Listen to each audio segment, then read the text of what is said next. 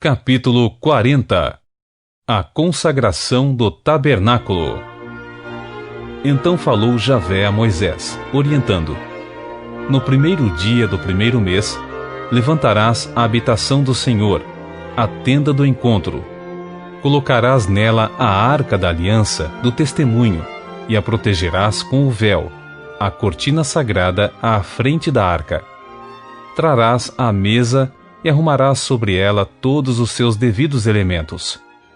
Trarás também o candelabro, e nele instalarás suas lâmpadas. Prepararás o altar de ouro para o incenso diante da arca da aliança, e colocarás o véu, a grande cortina, à entrada do tabernáculo. Colocarás o altar dos holocaustos diante da entrada do tabernáculo da tenda do encontro. Porás a bacia entre a tenda do encontro e o altar, e nela colocarás água. Estabelecerás o átrio, o grande pátio ao redor, e levantarás o véu na porta do átrio. Tomarás do bálsamo da unção e ungirás o tabernáculo e tudo o que está dentro dele. Tu o consagrarás com todos os seus utensílios sagrados, e ele será santíssimo. Ungirás o altar dos holocaustos com todos os seus acessórios. Consagrarás o altar, e o altar será igualmente santíssimo. Ungirás a bacia e sua base, e as consagrarás. Depois, convocarás Arão e seus filhos para se aproximarem da entrada da tenda do encontro.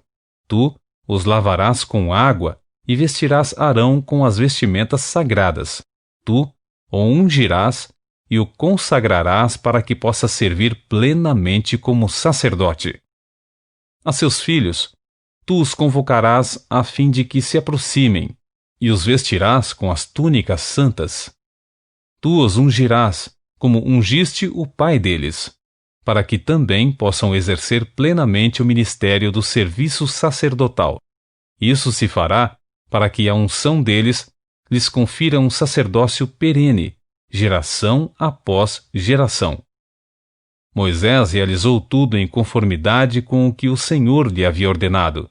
Assim, o tabernáculo foi levantado no primeiro dia do primeiro mês do ano 2 da saída do Egito.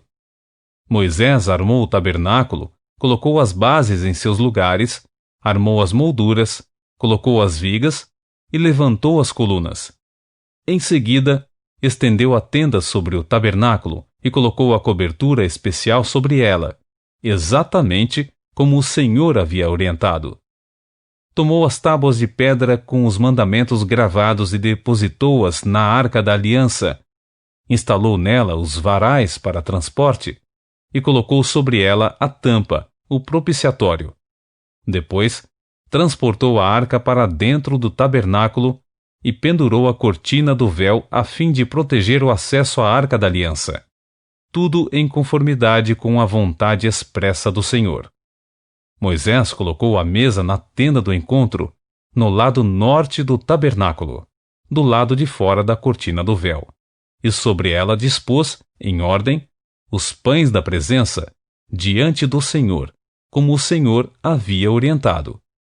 Colocou o candelabro na tenda do encontro, em frente da mesa, no lado sul do tabernáculo, e dispôs as lâmpadas diante do Senhor, como o Senhor havia ordenado.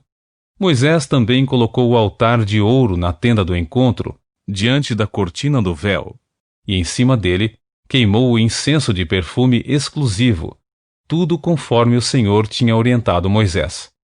Depois instalou a cortina do véu na entrada do tabernáculo, montou o altar dos holocaustos na entrada do tabernáculo, da tenda do encontro, e sobre ele ofereceu holocaustos e ofertas de cereal, tudo segundo o Senhor havia determinado. Colocou a bacia entre a tenda do encontro e o altar, e encheu-a de água. Moisés, Arão e os filhos deste usavam-na para lavar as mãos e os pés. Todas as vezes que entravam na tenda do encontro e se aproximavam do altar sagrado, eles se lavavam exatamente como o Senhor ordenara a Moisés.